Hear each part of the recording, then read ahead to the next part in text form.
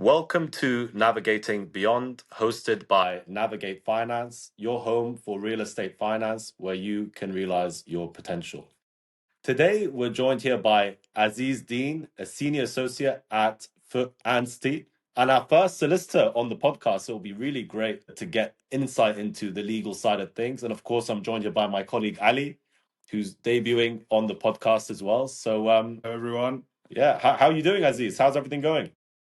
Tariq, Ali, it's a real pleasure to be here. A pleasure to see a familiar face that I've seen on deals before, Tariq. And Ali, we've got a connection that goes back to 2013 or 2014 at the University of Manchester. Days, yes. But yeah, no, it's good. It's good. It's a pleasure to be here. Pleasure to be your first solicitor. I think solicitors generally are very noisy people. We've got a lot of opinions, a lot to say. So I think you've picked well, if I may say so myself. It's a So yeah, no-brainer, looking Aziz. forward It's a to it. no-brainer. Yeah, definitely. Yeah. So look, Aziz, obviously you've touched on the coincidence with the association to Ali as well, because we first started speaking when we were working on transaction together in Manchester, and Ali was involved in that transaction. And part of the process is understanding who the solicitors are, and a big part of the process is understanding who's guiding the sponsor, the client. So did a little bit of homework on, who's Aziz Deen. Let's look at for Anstey in a bit more detail. Went on LinkedIn, and just by coincidence, Ali thought, "See, I've seen that guy This before." is a very familiar face, someone who's been very active at university, and I'm sure continued that on into future career as well with your amazing LinkedIn, let's say, influencer profile, touching on phenomenal themes in the Yeah. legal world, and working with you has been an absolute pleasure as well. So we'd love to hear more about kind of your niche, what you're focusing on at the moment, and starting from there, that would be great. Definitely. Yeah, So exactly. I guess, Tariq, Ali, what I would say is there's a theme here. Ali, you're mentioning, somebody who's been active, somebody who's been around, and someone who gets out there. Now, I think a lot of what I would credit whatever I've achieved so far in life has been because I've been genuinely active since I was probably 15, 16 in political spheres, in legal spheres, getting to know people, networking. And a part of that, for example, at university was genuinely having been on nearly every committee or society that there was that I could be part of, whether it was a hiking committee, the debating committee, the Palestine committee, the Arab Society, the Pakistani Society, the Azerbaijani Society. I hosted events for the Indonesian Society. I did photography for the British Asian Society, videography for a few other societies. So yeah, basically being a busybody helps generally. And one of the themes I would want to touch upon in this podcast is personal development and how do people achieve the utmost that they can possibly achieve. And one of those points would have been make sure you're seen, make sure you're heard, and make sure you're not just lounging around playing Xbox, which I do, yeah, sometimes. That's Well, fine. It's a But yeah, guilty pleasure. That's nice. guilty pleasure, no doubt, yeah. yeah, and Aziz, look, all of this obviously doesn't go unnoticed. You were recognized as a finalist in the Rising Star in Law at the British Muslim Awards in Yeah, 2023. So, yeah. of course, Aziz puts in a lot of work.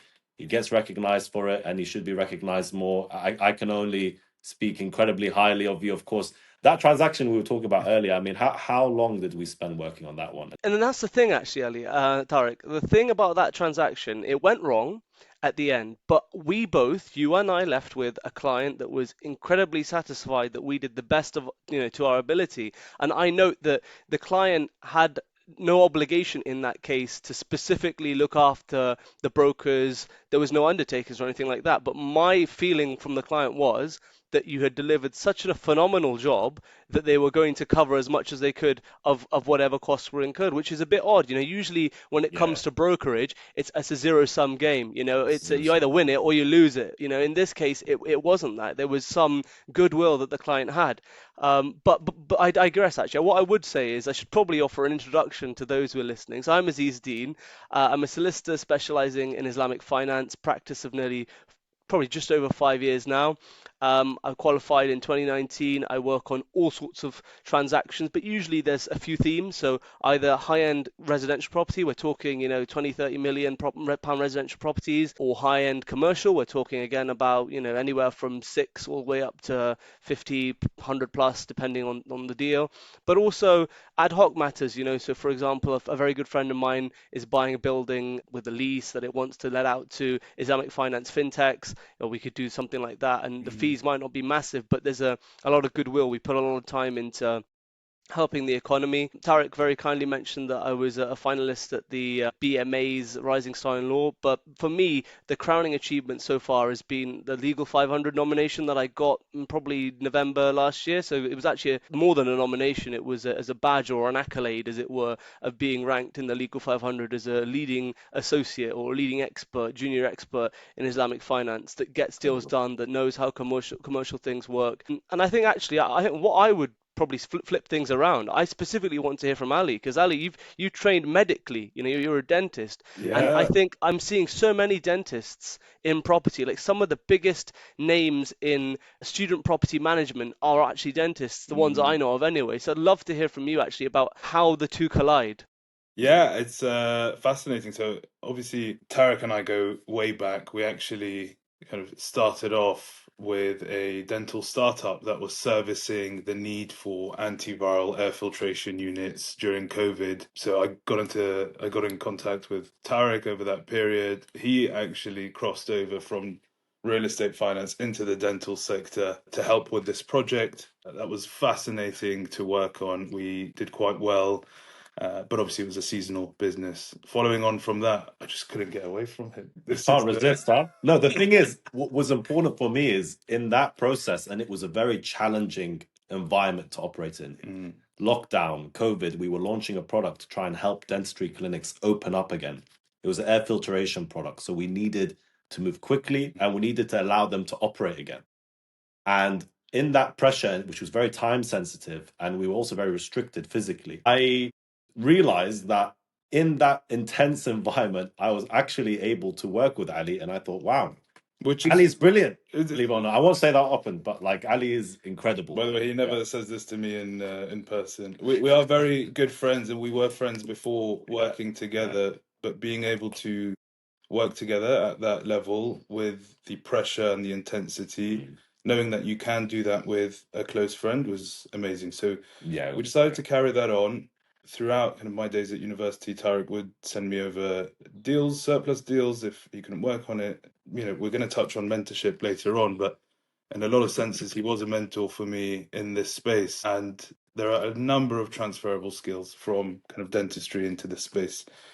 We spend 100% of our day speaking to patients, trying to get them to feel comfortable, really kind of making them feel special on their journey, but also easing their concerns, trying to be informative whilst not being overwhelming. And that is essentially the role of a broker as well when trying to position or push, financial products to the clients. A lot of it is the interpersonal skills. So when I kind of got into it, I found that I was very, very much enjoying it. And it became something that I was doing more often and more often. And now it's something I do directly alongside the clinical work. If anything, the clinical work is taking more of a backseat compared to the finance work. So, and throughout that process, we get to meet phenomenal people such as yourself, work on deals where just you could really tell there was a lot of energy from all of us. We were all going above and beyond, and that was something that we really noticed with you specifically. yeah, absolutely. Yes, we recognize that for sure.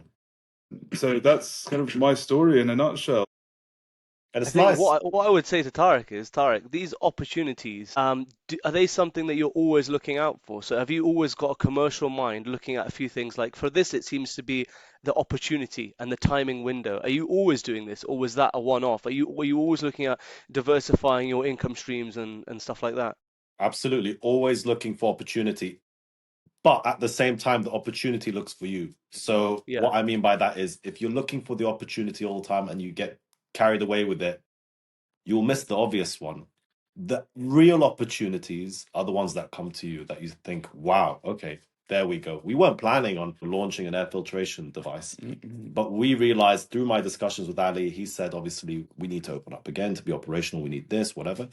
So I just went to Ali and said, what are the specs? What are the specifications of the device we need to build? And let's call every manufacturer in the UK and find someone that's willing and ready and capable and fast enough to build this for us in the next few months. And Tariq had phenomenal connections in the facility management space, which is why I went to him in the first place. It was like, if anyone can kind of facilitate this need, it would be Tariq and his network, and it happened, which was wonderful. Yeah, but no more complimenting each other. If he wants to actually compliment me, he can like offer me a Hollywood smile, which I've been asking for a long time. He's got all the tools and equipment to give me the smile that I deserve. And by the way, another thing, if you want to work with Navigate Finance, we've got someone here who's the best in the dental field.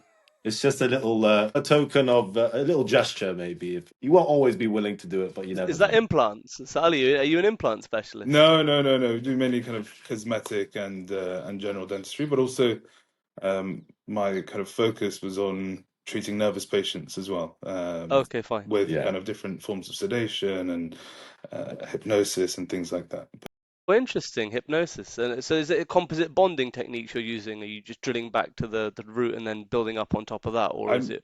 So all of the above, we do all sorts. There's a vast array of different things that are available for patients should they need it. But that's very I good. think we should focus on the finance element and focus on you, Aziz. That's enough about us. I mean, Aziz, I wanna know more about making it as a lawyer. What was that journey like? Of course, we mentioned it's very niche. You're a master in Islamic finance, and we want to know a bit more about that process. How did that look? I actually fell into this by accident. It seems strange, actually, having achieved quite a bit of a name in Islamic finance, specifically Islamic finance law, to have fell into it. But I think my story set out with a vision, right? So a lot of people will say to you, go out and figure things out as you go along. I'm a firm believer in know your destination before you leave for it. You know your destination before you leave for the journey. When you leave your home and you get on the motorway, you need to know where you're heading. And actually, by knowing where you are going, you are less likely to have deviations and you have a strategic advantage. And I think I definitely use that to my full advantage. So I knew, for example, when I was about 15 that I wanted to become a lawyer. I had very good vocal communication skills, pretty good analytical skills, and I had pretty much very, very little scientific interest in those days. So I knew that I'm not going to go down the medical route like many people were pushing me to. Because, I mean, interest is one thing, isn't it? Having an interest, but having a capability is one thing. I had capability, but did I have an interest in understanding why an ectoplasm was the way it was? No. But did I want to argue and debate? And was I always looking for somewhat of a conflict resolution or a conflict discussion? Yes, completely. So I think, and actually, having met a lawyer who was successful, that led me to think, actually, I could do this. So that the first point I would raise here is know what you want to do by seeing the realities of that profession, speaking to people, and not just sitting in a bubble and looking on the internet as to what careers you should do. Get out, speak to people, network with people, and that's what I did. I met a lawyer. I thought he was very, very capable, and I learned a lot from him. He happened to go to my school, so I thought if he achieved it from my school, then I could probably do the same thing. Then applied to study at the University of Manchester. I pushed myself to go to the best university I possibly could, and they offered the only law and politics degree in the country. Wow. At that time. That was a sandwich course that was full law. It was a full qualifying law degree. It was convenient for me because I had family in Manchester. I didn't take a student loan, so there was also that consideration. Lived with my uncle for a year and then managed a property for him while staying there as a tenant for 2 others. So that was a full holistic focus on I'm going to get this degree at the least possible cost to the pocket of dad, and also at the same time make sure that I make something of myself. There was a lot of financial pressure, your parents are paying. I was the first year that there was like the 30 grand or 30 plus grand university degree cost, right? So I had that whole pressure throughout my whole study period of, look, my parents are investing in me, I need to make it work. So I went into first year, Law Society, joined that, became law politics rep, involved in nearly everything I could possibly do. One track focused on getting a first. I'm not a natural academic, but I got a first by means of playing all of the games, looking at the exam timetables and looking for breaks in the condensing before the exam actually, before I even chose the course. I tried to see when the exams were, what were they Wow. going to be, coursework or non-coursework, and basically deciding at that point how I'm going to structure things. So basically having vision, having focus. So yeah, you start on your journey of being a lawyer, you know that you want to be a successful lawyer. You know, actually, I even narrowed it down that I'm probably not going to go down the bar route, despite the fact I love vocal Mhm. advocacy, because the time period it takes to become successful for a barrister is much more unpredictable than it is for a solicitor. And a solicitor can get a training contract, you're on an above average salary to begin with, and then you just go up and up from there. Whereas a barrister, you're self-employed. You know, you need to go out and find the work and build up a name and build up a book, and things can go wrong. Your reputation can be impacted by the way that judges treat you. Even a small thing like the way you look can really impact the outcomes of cases. So I think for me, I just discounted that. So yeah, what I would say is if you want to be successful as a lawyer, have a fixed plan. Don't just, say I want to do X, Y, and Z. Have a plan. Decide if it's good for you, see if it's good for you, speak to people, and be that person that has a plan, has a roadmap. I think one of the things that allowed me to get a job, I was actually had a job in my second year when I qualified. So I went straight from second year with a full job to my third year, knowing that no matter what happens, so long as I perform relatively okay, I've got a job at the end of this. It took a lot of pressure Amazing. off me in my final year to let me hit those massive academic heights that I probably wouldn't have been able to do if I didn't have that focus. Mm. So yeah, in law we have a system called VAC schemes. And that's basically, people say many things about VAC schemes, but I call it a 1 week job interview because people pitch it as like a training opportunity or work experience opportunity. What it is most law firms recruit their trainee pool from the vacation scheme, a holiday 1 week scheme where they look at you and assess you. And I did a few of those, and actually that gave me a strategic advantage because there are more roles to be gotten at VAC scheme stage. I started the VAC scheme process in my first year, which was a year ahead of everybody else probably, and then I had more statistical advantages to actually find a training contract secure one. So yeah, I think that's the theme I would say that people need to be aware of. Have a focus and have a destination in mind. Yeah. So Aziz, you're talking about kind of having a roadmap, having a focus. At the same time, you kind of fell into this sphere by accident. So how do you kind of manage the whole unpredictability of, okay, I'm not actually sure where I'm going with this, but I have somewhat of an idea. Where are you looking to kind of seek out those opportunities? How are you prioritizing kind of those opportunities in your mind? So I tell this to my trainee all the time. Don't ask the question that you might already know the answer to. We have a lot of the answers within us about what we want to achieve and how we're going to achieve it. So for example, how I ended up in Islamic finance is I went to one of my mentors, and again, I will touch upon the importance of mentors because clearly that's something that Navigate Finance, Tariq and Ali, you guys really strongly believe in, that the Massively. mentors are the keys to unlocking the potential that you have. So I had a mentor. I went to him with a question about whether calculating, I wanted to be a litigator. So I really loved the aggression of law, and I was going to qualify into a litigation team, and I was going to be a guy who was in court and, dealing with multi-million pound litigation cases. And I just went to my mentor with a quick question. Can I calculate statements of interest as a Muslim? And the advice was, if you're concerned about something like this, you should be thinking about joining my team. So he headhunted me, poached me Interesting. right there and then from the firm that trained me. And I think he saw in me the innate drive and doggedness to achieve certain outcomes. And actually, because he put me in that position and kind of gave me that reputation internally before I'd even begun as someone who was a go-getter, I then fell into those shoes quite naturally because I'd already been kind of hyped up a little bit to do these kind of things. So then when I was winning work in and did some amazing kind of deal generation in my first 5 years that I don't think many people have achieved since or achieved before actually either, it was because my mentor, Imam Qazi, he really motivated me and gave me the space to grow. I think I was the youngest guy who'd ever been on a solo business development trip to Saudi Arabia, and then in my first, yeah, I was probably 2 2 years qualified. So Wow. I'm like 24 or 25 at this time, and I'm in Saudi Arabia on my own, That's back literally then, walking right? down the road. Yeah. That's Wow. amazing. Back then, and yeah, it was before. It was literally as all the major development and ramp up had started. So this was before Neom. So I was walking around, and I literally did door to doors. I was like, okay, I know this guy who knows this guy. This guy will connect me with this guy, so I'll go see him. And I literally went and did a presentation and a pitch, and the confidence you get with hopping in a cab, laptop in front of you, figuring out what this business does, and then deciding how you're going to pitch your services to them, and then doing the same thing with another person, remembering their name and doing it back to back. So a lot of people said to me after I came back, Aziz, it looked so fun on your LinkedIn. You look like you had a great time. Honestly, I swear, Tariq Ali, those were the most stressful days of that year because I'm sure you've there's a got lot you've got to going on. fulfill.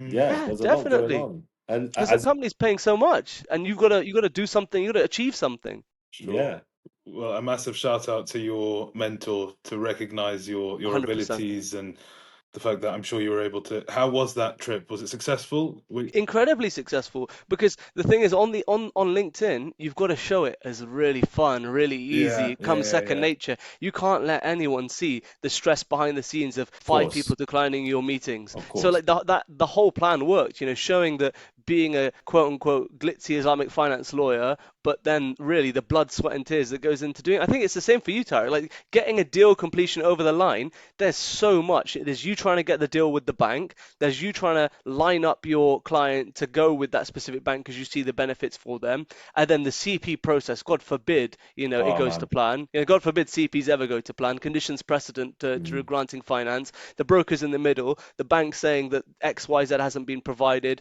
Tariq's there communicating that to solicitors who say they provided it 4 days ago, trying to square the circle non-stop. You know exactly what it's all about. And Aziz, honestly, and I'm glad you can sympathize with the pain that, we go through on a daily basis, because it is a tough industry. You have to have thick skin, and you have to be ready for frustration. You have to be ready to suffer a little bit. And in the end, it's always worth it.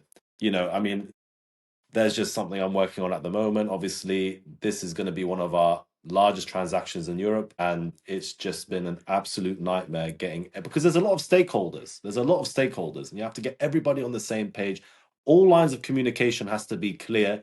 No Chinese whispers, no miscommunication. Everything has to be clear. And I think, again, I commend you on that, because your way of working was always very clear and straight to the point and blunt, and that's how it should be.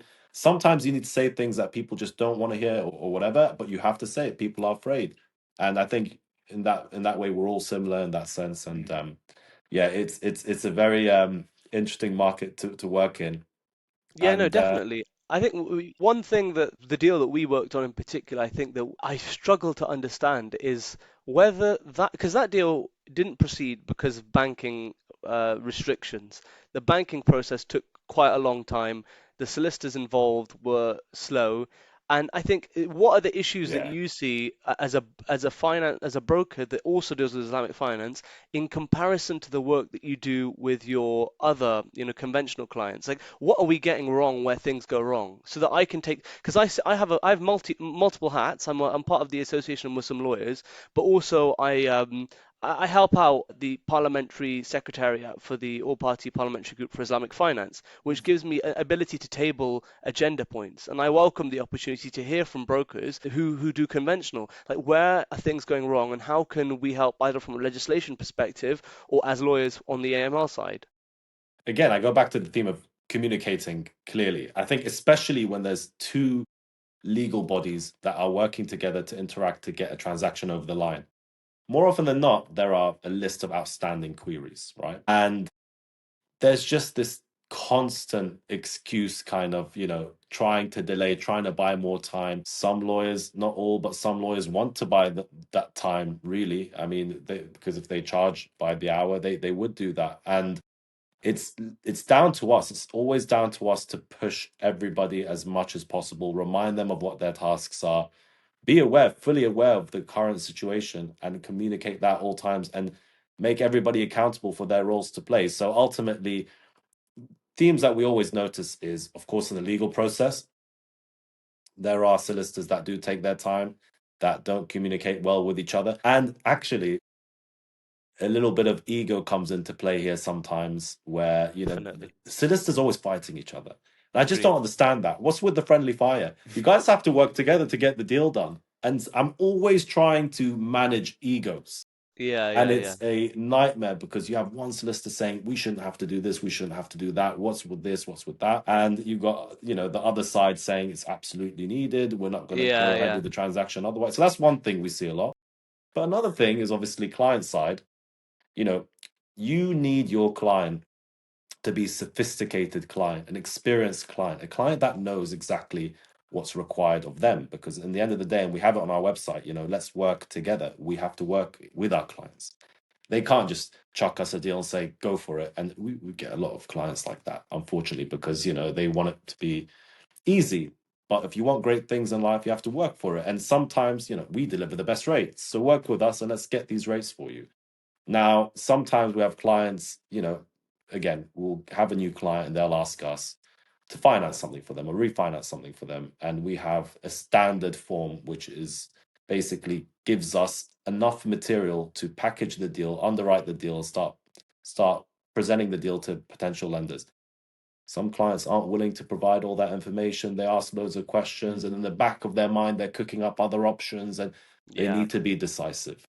They need to be decisive. They need to trust what we're doing, trust who they're working with, and realize they're going to get tremendous value out of it. And one big aspect of that value is time as well. Speed always helps people as well. So it's on both sides. Again, I think it's universal, whether Sharia compliant or Islamic or conventional financing.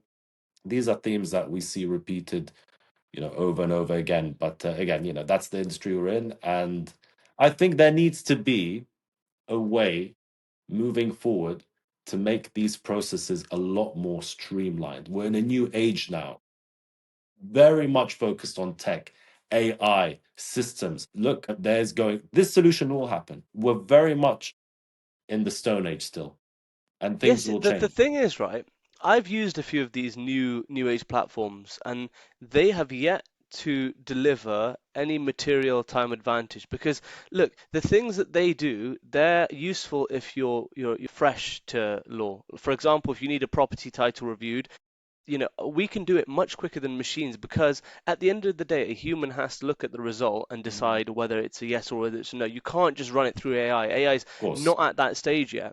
So, like, for example, a lot of people then try to find efficiencies not on the legal side, but on the delivery of documentation. And they set up these data rooms and they give us access to previous files and all of that. That hasn't made any massive difference because we've already got quite good processes in getting things in by email and then just quickly ticking them off because we're so used to doing it. So I guess the point I would say is if you want efficiencies, you need to have the right people on the deal. Now, for example, when I work with the solicitor, when I'm acting for banks and somebody else, another solicitor on the other side acting for the customer, I work best, and most solicitors work best when they know the other lawyer because they know that the other person is reasonable. And you mentioned trust, Tariq. Like, trust is a key point, even for solicitors, because we need to know whether the other person is there, to sting you with the drafting, whether there's actually some negotiation to be had. Now, in certain times where we've worked together, the solicitor on the other side was unwilling to flex on standard market positions, probably because they were fairly junior, maybe because they didn't understand the nature of the commercial nature that means you have to flex on certain things. If, for example, money's coming in on an X date, you can't demand it on X date because the 3 days later they need a process to deduct all the outgoings, the taxes and the property management costs and stuff like that. So these are sensible things, and I think we need more business people as lawyers. So people need to be more commercial, and commercial is a word that's bandied around, but I think that we need to talk about commerciality a lot more. And I think that's what we pride ourselves on here at Foot Anstey, is being commercial lawyers that actually know most of the lawyers who act on the other side, so we get deals done quicker than other people who delay things by not knowing it. I want to switch things around, and I want to ask you guys a question about entrepreneurship, because that's what I want to learn from you. I'll tell you a bit about myself. So my income comes mainly from my activities as a lawyer, and then I invest with my income. So what I've been thinking about, and that's been very successful because I, like you, capitalized on the COVID situation. I quite rightly, I think, realized that assets that had been sold off unfairly. I used that as an opportunity to purchase with a long-term view, and I think I'm on 102% over 5 years or 4 years, Amazing. which is fairly reasonable given that the investments themselves are not really high risk. They're just blue chip or 250 FTSE 250 investments, and they're equities, they're Sharia compliant. A lot of them are benefiting me in terms of dividends as well. I think my rough dividend yield is probably about 6%, 7% if you look at the whole portfolio, but there's some really great ones that do like 11 and 10, the miners. But I want to do a swift transition now to also looking for other avenues to increase the income side, and that's where entrepreneurship comes in. So investing is keeping what you have and growing what you have, and entrepreneurship is finding a new revenue to bolster what you've got already. Now, I don't want to be doing law on my weekends, but I could very easily do a different business and I enjoy that, so that you don't want to be making your full time your constant. The full time will always be there, but what would you kind of suggest to me in terms of entrepreneurship opportunities? What do you think is good right now in the market? The It's the floor is yours, whole Ali and Tariq. yeah, it's the whole, 0 to 1 dilemma, right? I don't know if you've read this book by Peter Thiel, 0 to 1. Essentially, a lot of people mathematically do 1x, right? You've got something, it's proven, you know what to expect. The X is the multiplier, right? That's, doing what we do professionally, investing in equities, stocks, shares, whatever. 0 to 1, again, is how do you get to that one? That's the entrepreneurship analogy, And Ali, you've got quite a few ideas cooking in your mind as well these days. I mean, I think kind of easiest thing for one to start off with is to explore kind of their expertise. You, Aziz, you're a professional in your space. You're very kind of well versed in the pain points, the things that would make your life a lot easier as a lawyer, things that are needed in general, kind of the general sentiment. And I think there's always opportunities in there because, as you say, it's very similar in kind of dentistry, or I'm sure in other kind of sectors in finance where people aren't as commercially driven as you'd want. And so it just takes one person to think outside of the box a bit more in their own niche, of being like, okay, there are certain problems here. How can we solve it? There's funding available left, right, and center for any idea you have, as long as it's kind of proven, there is a clear road to profitability. These things can be explored. So that's kind of less so on the passive side. We're talking more about kind of a full-on new project, or even something that you can start on the side. But there is so much room for development in every industry and every sector. And I think if you can focus on the sector that you're most knowledgeable on to start with, you're more likely to get some kind of traction and success. And that's what we did with the cleanser, our antiviral kind of air filtration range at the time. We were focusing on a niche that I knew, and then the niche that Tariq knew quite well, which is facilities management, and brought them together. And in terms of doing that kind of without investment, we literally did this with zero investment. The only thing we kind of paid for was websites and marketing, but we managed to create deals with the manufacturers where we wouldn't have to invest any money, and essentially we were JVing with them. And so there's always solutions that people can find. It's just a matter of kind of, I'd say, thinking outside the box. I know it sounds very kind of that's true. mature or very No, standard bits I of think you're advice. right. And taking action. Yeah. Probably the Taking most action. important thing. Too many people think of ideas, and I think everyone's capable of a groundbreaking idea, not just one, multiple. The number one thing that stops people is taking action. People are afraid. Oh, what if it goes wrong?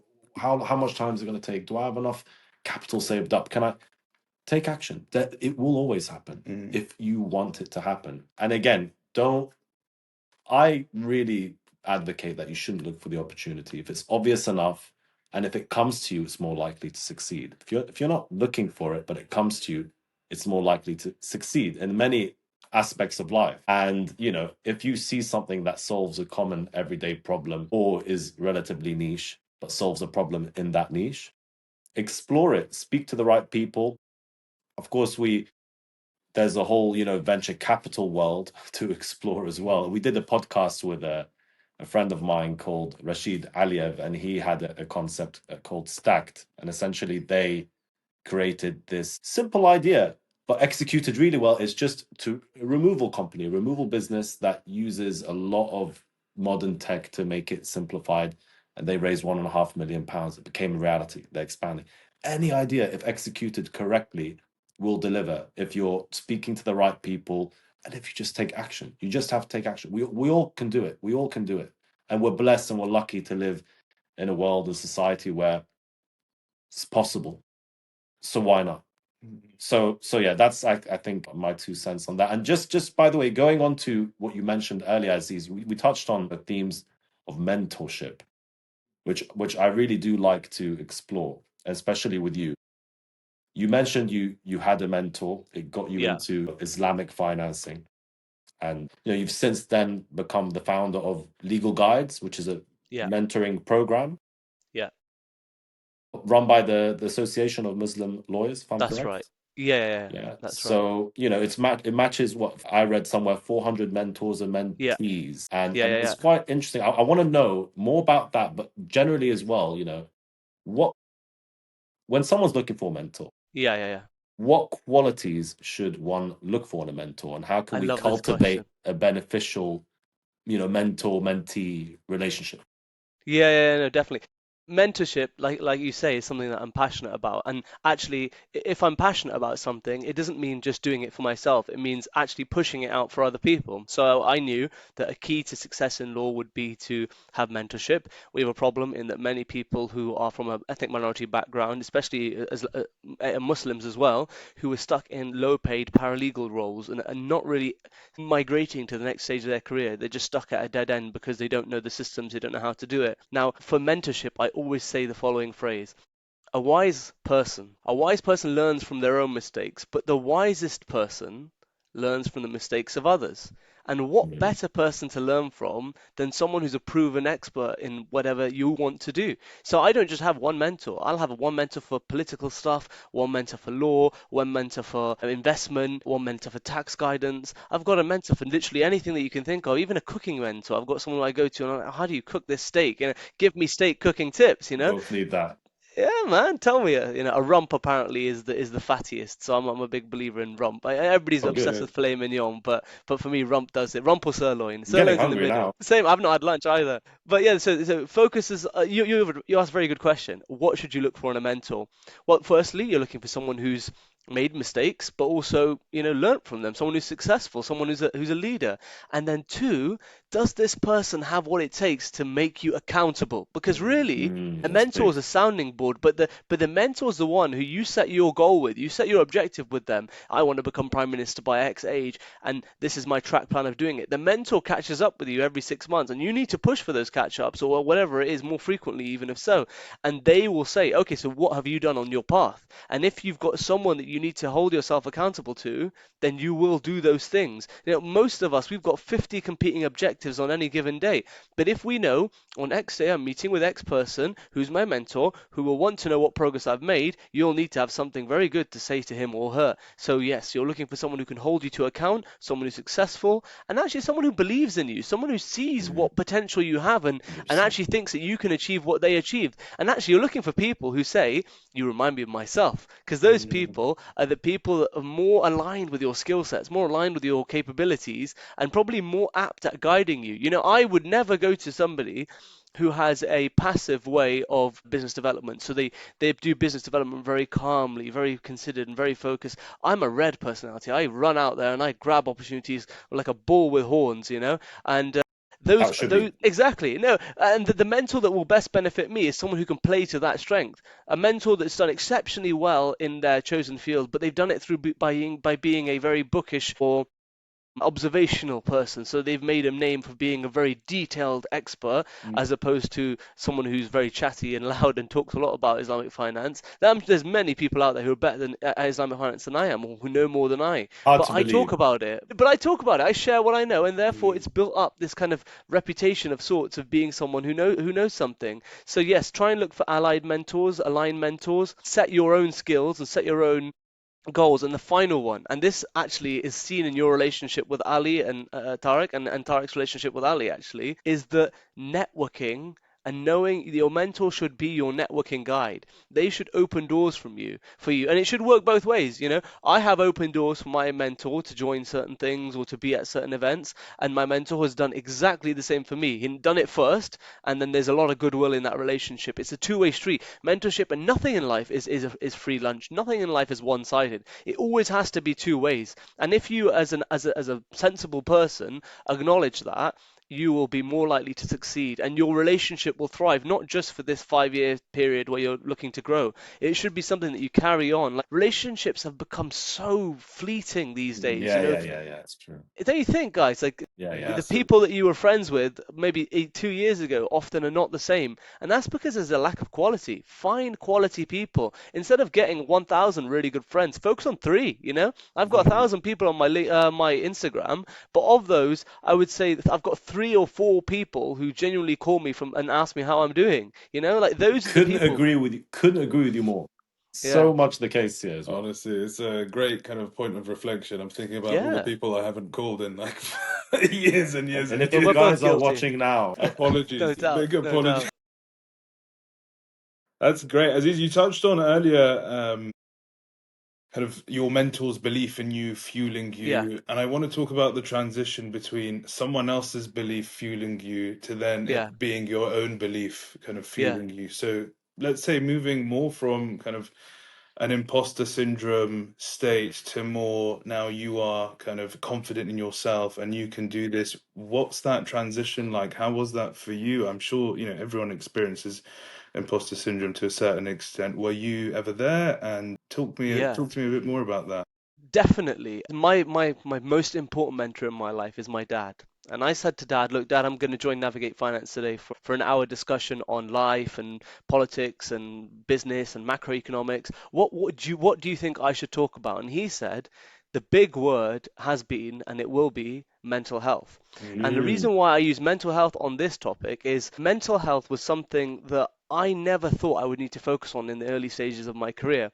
I never thought that I was susceptible to downs. So when I had my first down, and when I was initially a trainee, I came from a school with a 35% pass rate. I wasn't really, I was a bit of a brawler. I got into scrapes and scraps in school. The person that I am now is very different to the person that I was before. And I came to this law firm where a lot of people had yachts and they were clearly silver spoon. Some of them were really highly educated as well, Oxford graduates and Cambridge graduates. I turn up not knowing how to understand the norms of business. I was going, for example, and having my lunch break between 2 and 3 p.m. because I wanted to do Asr and Dhuhr in succession, so Zuhr and Asr in succession. And they found that absolutely odd because like this new trainees come, they're doing all this weird thing, they go at weird times and disappear. And I just realized that, discussion, speaking, and actually, the growth that I had in that 6 months was more than I've ever experienced in my entire life. Yet at that time, I probably lost about 4 kg. I wow. couldn't sleep. I've never had sleeping issues, but I found it Wow. really difficult to sleep because the fear of the morning was really burrowing into my soul. The Sunday scaries, as people call it. So it was a 6 months department seat. The first 3 months I spent worrying, panicking, and being nervous and not knowing how to overcome these situations. And then I was like, okay, I need to put in a plan. I need to do something. So I said, okay, step one, I'm going to go into the office at 7 o'clock and I'm going to leave as late as I possibly can. So I was there, went to the mosque for Fajr, and then I went straight to the office. And I'm there in the office 7 o'clock, the first one to come in and the last one to leave. I'm visibly showing that I'm here to learn, I'm here to grow, I'm here to develop. I'm basically talking a lot more. So having discussions, reaching out to people socially, building social connections. Like legally, technically, I was really good, I think, objectively in my first 3 months. But nobody really cared about the technicals because you're a trainee. They want to see, the skills of communication and interpersonal development. And so I took on like weird roles like organizing the Secret Santa or running a baking contest and making a cake and all that kind of stuff. The soft skills, right? Yeah. So mental health is something that you need Massive. to it's just massive. And Massive. and a lot of people, they forget actually that life is holistic. And Tariq, you must have people in your circle that are relentless for their vision. They're relentless. But actually, in my opinion, that's not always the best thing. I think that everybody's vision should be number one, what makes them happy? Write that down. What makes you Mm. happy?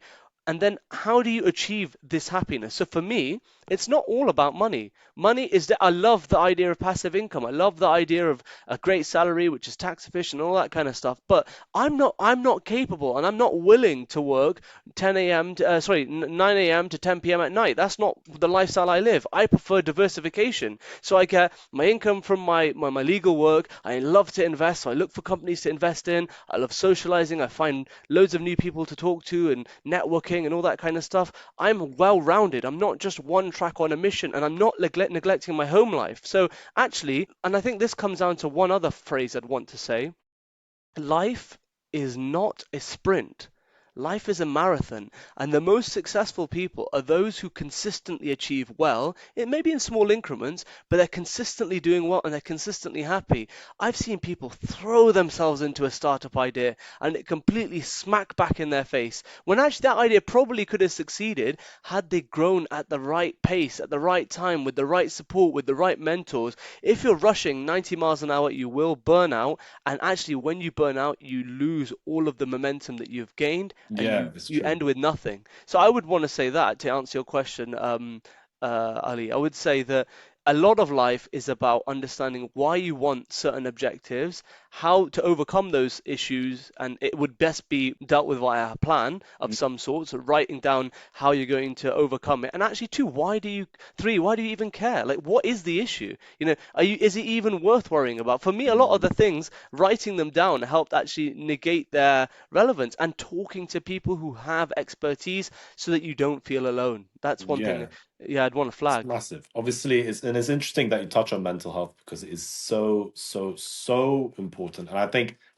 I'm really encouraged now how many people are more open to talking about that. In the past, traditionally, it's been seen as almost a weakness for a man to talk about mental health and their struggles, and we all have them. The thing We is, do.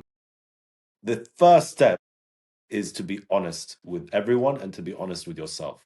Yes. I think a lot of people pretend that they've got everything under control. If you're honest with your situation, what's going on, then you're on the same page. And it's important to be on the same page as people, especially if you're working with them. Yeah, mental health is becoming something that's talked about more. And again, thank you for touching on this. Ali knows a lot about that, obviously. In the dentistry sector as well, you deal with nervous patients, as you touched on earlier. It's very Ali's a big advocate of meditation and how that slows you down and helps you think in a structured way. It's very important. Ultimately, the majority of these things are stem from a thought process, and that thought process can, in some cases, easier said than done, but can absolutely be shifted to benefit you rather than kind of limit you.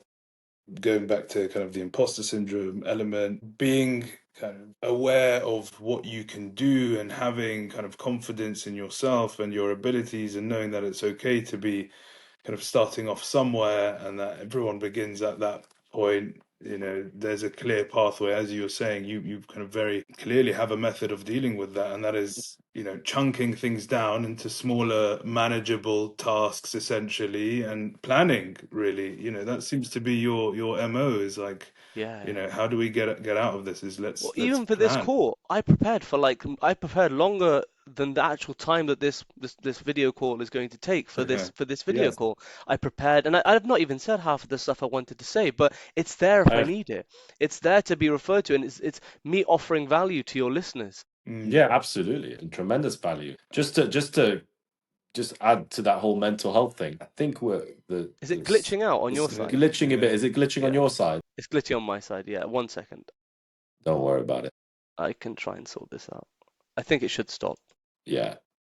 Bear I with me. think it's recording you anyways, so the final edit will have the clearest version. Yeah. Don't worry too much about that. It should be recording you anyway. This isn't what it will look like on the final edit. It's separate files it puts No, I think together. I'm okay now. I sorted out. Yeah, all Yeah. good. So yeah, this whole Yeah. mental health thing that we were talking about earlier again, a lot of people are afraid of it. Yeah. Like a lot of people are afraid of having those feelings. Yeah. They resist them a lot. I've had them. Ali's seen me at my weakest. Yeah. I've seen him at his weakest. Yeah. It's knowing that when you're in that situation, you're actually forging something way stronger. It's when we're at our lowest, our weakest, our most vulnerable, where most progress is actually made, Yeah. right? diamonds are forged under pressure. It's the ultimate analogy for this. Agreed. But if anyone is suffering with any mental health issues Yeah. at the moment and they feel like everything is just working against them, please remember that this actually is a critical aspect of your growth.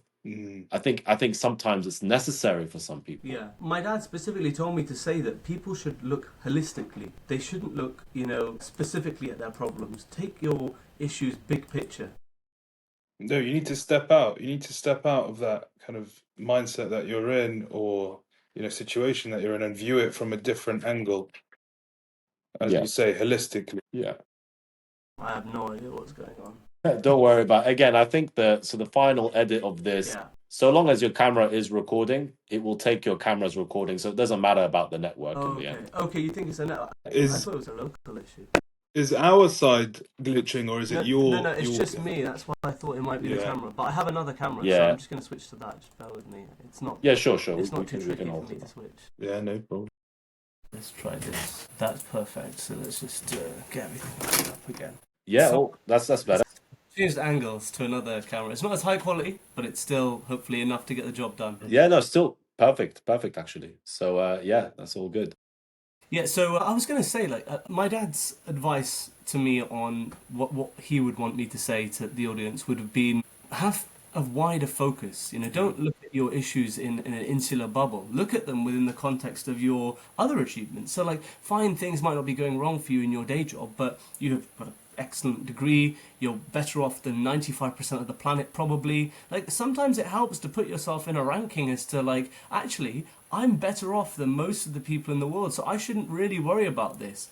And it would be remiss of me as an Islamic finance solicitor to say to not mention the impact that faith has on a person's mental health and mental well-being. Tariq, Ali, I mean it. Whatever happens in my life, whether I succeed or don't succeed, for me it can be literally irrelevant. I can somehow cope in my own sense with any failures or lack of success that I may go through on the understanding that everything is from the will of God, and I use that to power me through situations. It almost makes me fearless sometimes, because I'm not afraid of falling, because I believe wholeheartedly that everything that I'm capable of, that I achieve, is down to the will of God. If it doesn't achieve, if I don't succeed, well, it's because God didn't want me to succeed. It gives you a safety blanket. It's built into the faith. And you mentioned meditation, Tariq, about the way that Ali works, and meditation is built into faith, especially the Islamic. Absolutely. And that gives you clarity of mind. But actually what it does is, and not many people focus on this, it reminds you that you are not self-sufficient. If you decide and if you conclude that you're not self-sufficient, you will be much happier in your life. For example, the kid that you always saw at school who always had the best trainers and whose dad really looked after him, that kid has no worries. That kid's living life because he's got nothing to pay. Whatever he wants, he gets. Also, you think. Also, you think. Well, I was never that kid, so I would not know. But I always thought that those kids, nothing affected them because they had a good safety blanket. They didn't need to succeed in their studies because they had that safety blanket of the bank of mum and dad. And for those of us probably us all here together, we're rough and ready. We built ourselves up to who we are today through the sheer force and willpower that we have. But I think something for us to remember is actually we got here through the thanks of God, but also other people as well, like our mentors. I owe so much to my mentor. All of them, all the mentors. My probably one of the most impactful mentor was the mentor he didn't tell me nothing about law. All he did was introduce me to my current mentor. Well, that's all he did. But he was more important because he got me at a time where I was a street kid. I was rough and ready, fighting, brawling, lacking focus, lacking direction, not really studying in the right way. But I went to Muslim Scouts, and Amir Chima, who's OBE, he guided me along the path of self-development, introduced me to my mentor, and I give back to them by appearing at any of their careers events and speaking, because I think that organisations play such a vital role in building people and mentoring and pulling people up. That's beautiful. That's beautiful. It's a big theme of gratitude and seeking solace in the will of God, right? Yeah. And I think that really can help massively. Totally. And feeling part of a bigger picture. You are here to not only serve yourself but serve others, more importantly, and kind of giving back to the community is a wonderful way of doing it. And I think that leads me wonderfully onto kind of another question I have for you, in that, what legacy do you hope to leave in the legal field and beyond? You obviously are kind of very principled, a lawyer with a wide range of accolades. How much further do you want to take it? I want to leave a genuine legacy spanning every field. So, for example, I do a lot of work locally with, political organizations and standing up for causes that I strongly believe in, injustices across the world, human rights abuses, that kind of thing. So I'll give a bit of time to that, and I'll attend their events, I'll speak at the events, and I'll coordinate kind of letters of action to MPs and that kind of thing, and then I'll jump straight on to another call. For example, a couple of weeks ago, I was back to back on this non-chargeable pro bono hype because we had some capacity, had some time. So then I did a lot of Islamic finance capacity building things, so trying to make the legislation work better, looking at problems within current legal frameworks and kind of doing that kind of thing, so the big picture Islamic finance work, and then looking at human rights abuses that are going on in the world and coordinating action locally. And then it was tackling a little bit of a homelessness issue that we've got here in Bristol and supporting people along that. And then it might be that I'll draft a personal Qard Hasan loan, which is an interest-free loan to somebody who needs to pay for something really desperately. So it's all about having your legacy spread across so many different areas that when you come to the end of your life, you can say, I did the best I could in every field with whatever I had at the time. So whether it's your time as a commodity, whether it's your money as the commodity, look for opportunities to help others, to help yourself. From an Islamic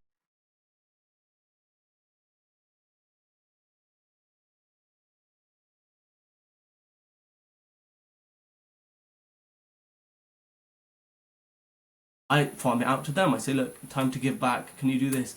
Almost in a Godfather sense, the time will come, and there will be a time. But no, that mentality is good. So, like, basically, Tariq, Ali, leave a legacy in every field so that everybody somewhere has something good to say about you, not for the sake of saying something good about you, but because you actually made a difference. Not just attended 50 million calls, but actually you just said, I'm going to make this happen. I don't care how I do it. I'm going to make it happen. And sometimes I find meetings really annoying. And actually, I've been blessed in my career so far to have as few meetings as possible, and actually more outcomes, more focuses, more. If I go to a meeting, I say, I'm going to deliver X, and I deliver X, and that's it. Most people go to a meeting and they come up with all these great and wonderful ideas and there's no follow-up. And I guess having a to-do list and being accountable, like, you can't see what's in front of me right now, but I've got a whiteboard here, a post-it box here. I've got literally around me all of the things that I owe people, all the things I need to do, staring me in the face. I've got the economic calendars here, so I know when I need to start buying and selling. I've got up here, I've got the home stuff that I promised to do, which is important. People forget, that I've got an obligation to keep my wife happy. And if she tells me I need to do X, Y, Z and get X, Y, Z sorted, I have to put it on this to make sure I do it. I owe an obligation. And then here I've got the to-do list for work and the things that I need to get done in order to keep the clients happy, and then a personal tracker, so business development. So being organised, having around you all of the tools at your disposal to make sure that you don't miss a single thing. You don't miss a deadline, you don't miss any interactions, you don't miss a posting. Like, for example, LinkedIn, the stuff I've achieved on LinkedIn is not because I've got anything particularly fancy to say. It's because I followed a specific algorithmic model. I knew that the algorithm benefits from certain things. I understood the algorithm likes comments, so I got people to comment by giving them value. I say, I'm going to run a course, comment below if you want to join. You have to comment LinkedIn below, and they comment LinkedIn. All of that boosts me up the algorithm. So I was actually the number one most commented, whose posts were most commented on in the whole of the legal industry, according to the LinkedIn influencers, in Q3 last year, or Q2, one of those two. Like, I was only 20, I was 28 on the rankings, or something like that, but I was number one for comments because I built it into my algorithmic model. I can't beat those really cool people who are really witty and really funny, got millions of things to say, but all I can do is beat statistics. I can beat I'm sure there's that's part of the equation as well. Let's not fully discount that. That's definitely a big factor. Well, no, actually, another thing is, a lot of people, they live in a bubble. They don't know their strengths. I know I'm never going to be the guy who's like making everybody ruffle and roll on the floor and that. I'm always going to be the somewhat principled, maybe as you say, the focused, the strategic, the benefit adding guy. So I play to my strengths. I'm not trying to redevelop skills that I don't already have. And the worst thing is that people who think they've got a skill but they don't, you don't take gambles when you've not got statistics in your favor. So always, whatever I do cost benefits. Even when my poor wife, my God, when we were getting to know each other, I was cost benefiting the whole thing. You know, like, are we compatible long term? Are we going to make it work? What do we have that we've got in common? You're familiar with that as well, Ali. I mean, I think it's something that everyone does unconsciously anyway, but the fact that you can do it consciously probably means you're going to do a better job of that and make a better decision. So I'm totally for that, Aziz. And Ali, if anything, I've kept my, when me and my wife went on a few dates, and at the time I was like, what do I love about this person? What do I really, really like about them? I wrote it down. And then, because I was focused, you can treat these kind of things two ways. You can be like, I'm just going to go out and have fun and get to know people, and if it works, it works. If it doesn't, it doesn't. Whereas I was a bit like, no, actually, I've got such limited time. I need to find someone that can long term be sustainable. So immediately, even if I had a great date with someone, I would immediately discount them because they don't fit into the wider picture. Like, they might have ambitions to leave the UK, whereas I don't. They might have a focus on things, or they might not be able to support the things that I want to achieve. So as much as I really like their personality, they can't tick that box. So then we can't continue. So then it's about, like I said to you right at the beginning, when you leave your home, have your destination in mind. So I had a destination. I knew I wanted certain characteristics, and I know that I have certain characteristics I can give. Like, I know my flaws. I don't have much time. So a person who would be really time hungry or desperate for quality time, if that was their love language, because for many people it is their love language, I wouldn't be a great partner. But for someone whose love languages are more like intensity of care and providing and all those other kind of things, then yeah, sure, I can fulfill those perfectly. And actually we're completely different. I've done all that tick and check and all that kind of stuff, but the way that me and my wife are now is completely different to that, because our foundation was strong. We then grew, and we gave in a bit and took a bit, and then we ended up at this really happy medium now. So I'm neither an extreme of time, neither an extreme of not giving time. You know, I think it's good. I think people need to plan. It's the right way to think. And again, what you were saying reminds me, obviously, a bit of, I don't want to say too much, obviously, but Ali, in his process of finding a partner, was analytical in the same sense. So I feel like, that's the way to go. So that's definitely a knowledge bite for everybody. Oh, divorce rates are crazy, guys. Like, I've got friends now my age who are divorcing. Like, and then you think, like, well, you don't like XYZ about this person, but you knew that when you were getting to know them. Like, a lot of the times where I see a divorce, they already knew that they were incompatible in certain aspects, and then it comes to divorce, and it's like, well, all of those moments, all of those memories, that you've deleted them from your phone, that trip to Barbados that you took a 10k loan out for, that's all gone. Like, all of the experience is now not in your memory. So, like, actually, a lot of people live for material things. In my opinion, the most rich and the most successful people, they don't live for material. They live for the connections and the people. 100%. And I think that's a hack to success that capitalism has denied many people of.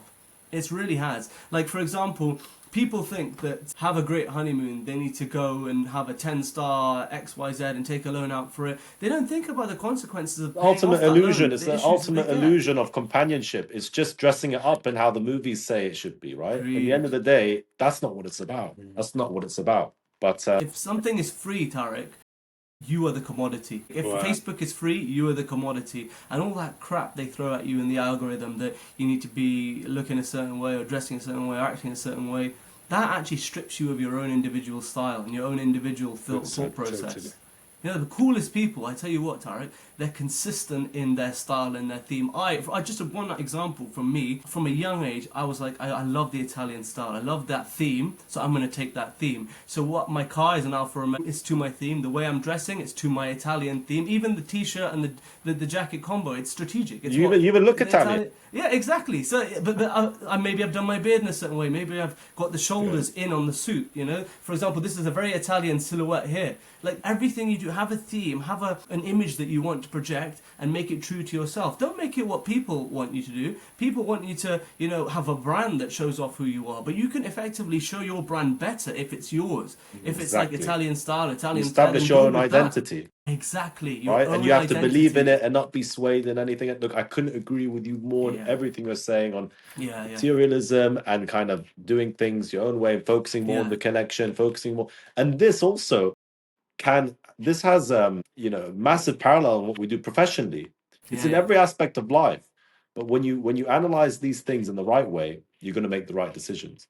And Aziz, honestly, being genuine, like Tariq, if someone comes to you, right, and they're like Islamic finance lawyer who knows their stuff, you should, I hope, come to me and think of me because it's genuine, it's passionate, it's full. It's not just a guy who's like, I'll fit it on the 50 million other things that I do and maybe I'll prioritize it next week Tuesday. It's not going to be like that because you've chosen somebody who is passionate and is firm. And I would do the same for a broker that can handhold the client through the awful process of getting to credit committee and past that. The requirements nowadays for statements of assets and all these other kind of weird certifications, and from an AML perspective, unfortunately clients need a strong guiding hand, particularly if they haven't got a family office advisor who's clued up in these things. If they're out in the Middle East, and if I have a client who's in the Middle East and he's saying, okay, I need finance, I would say, Navigate Finance would probably be the best shout because they have language skills, they've got the interpersonal skills, they know the right banks, they have the right mindset, and they've proven already through my other client who said even though the deal didn't go well, they wanted to look after them as much as they possibly could,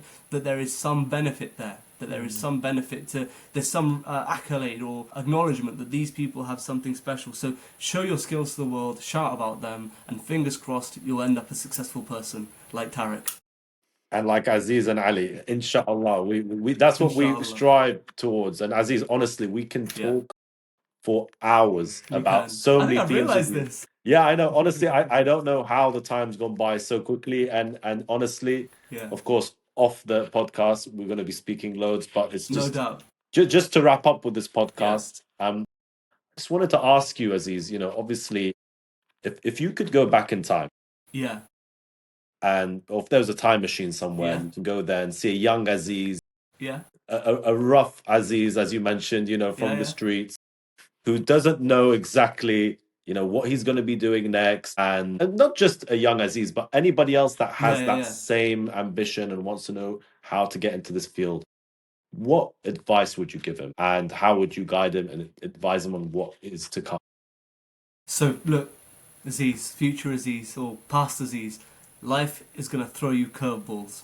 It's going to throw you 101 very, very fast red balls that are going to hit you in the face. And your job is to get up, dust yourself down every single time, and keep your focus in mind. Write your focus down. Have it in front of you. Have it burned into the very being of your soul.